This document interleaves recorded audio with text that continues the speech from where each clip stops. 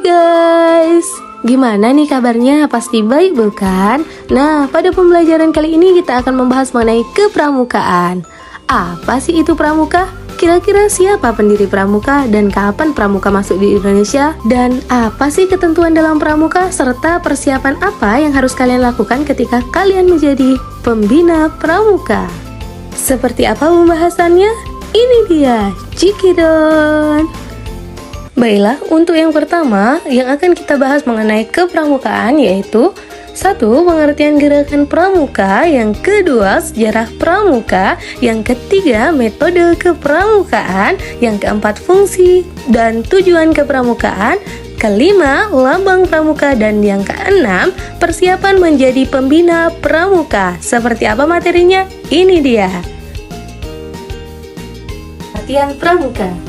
Gerakan Kepanduan Praja Muda Karana, lebih dikenal sebagai Gerakan Pramuka Indonesia, adalah nama organisasi pendidikan non-formal yang menyelenggarakan pendidikan kepanduan di Indonesia.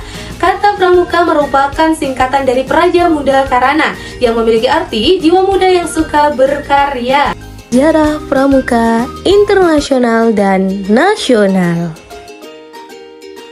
Sejarah pramuka dunia. Pramuka pertama kali didirikan oleh Robert Townsend Smith Baden-Powell. Beliau lahir di London 22 Februari 1857. Baden-Powell merupakan seorang putra dari seorang profesor di Universitas London dan anak ke-8 dari 10 bersaudara. Baden-Powell merupakan seorang letnan jenderal Inggris. Kecintaan pada alam dan juga lingkungan sekitar hingga berjiwa sosial yang tinggi melekat dalam dirinya. Dari kebiasaan itulah beliau merealisasikan idenya.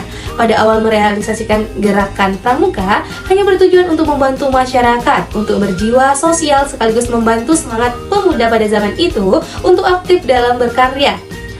Namun, dalam merealisasikan gerakan kepanduan tersebut, Bapak Pandu dunia kita dibantu oleh satu orang istri dan juga 3 orang anaknya.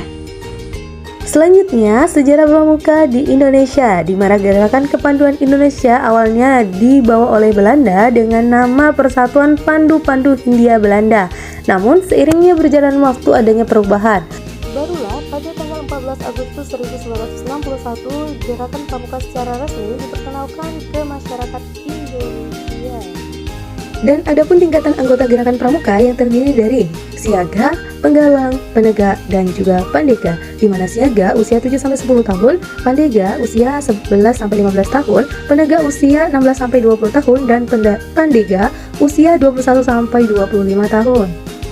3. Macam-macam metode gerakan pramuka.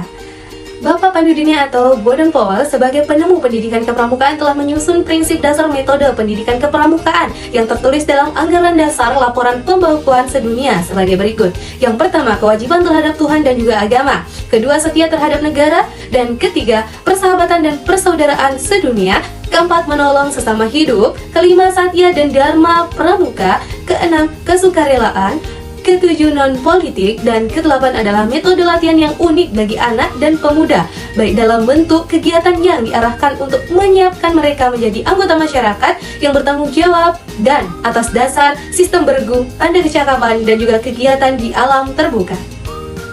Yang keempat yaitu fungsi dan tujuan gerakan pramuka, di mana fungsi dan tujuan gerakan pramuka seperti yang kita ketahui bahwa gerakan pramuka merupakan pendidikan atau organisasi non-formal yang menyelenggarakan pendidikan kepanduan yang dilaksanakan di Indonesia dengan tujuan dari gerakan pramuka ialah menjadikan anggota berkepribadian dan berwatak luhur serta tinggi mental, moral, budi pekerti, dan juga beragama, menjadikan anggota manusia yang cerdas dan terampil, serta menjadikan anggota berguna dan baik, serta sanggup dan juga mampu menyelenggarakan pembangunan bangsa dan negara.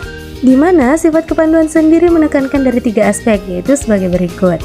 Yang kelima, lambang gerakan pramuka. Lambang dan juga penggunaan lambang gerakan pramuka diciptakan oleh Sumarjo Amadiputro. Lambang gerakan pramuka adalah tunas kelapa, di mana lambang gerakan pramuka digunakan sejak tanggal 14 Agustus 1961, di mana penggunaan lambang gerakan pramuka pada panji bendera, papan nama kuatir, dan juga satu tanda yang mengenal atau administrasi gerakan pramuka itu sendiri. Keenam, hal yang perlu diperhatikan saat menjadi pembina pramuka, yaitu tanamkan sifat komitmen, bertanggung jawab sebagai fasilitator, dan memiliki pengetahuan dan juga keterampilan. Nah, seorang pembina boleh mengikuti KMD atau kursus keterampilan mahir dasar dalam Perserikatan Pramuka. Mungkin hal itu akan lebih lengkap jika kita menjadi pembina. So, itulah tadi pembahasan materi kita pada hari ini. See you, bye-bye. Wassalamualaikum warahmatullahi wabarakatuh.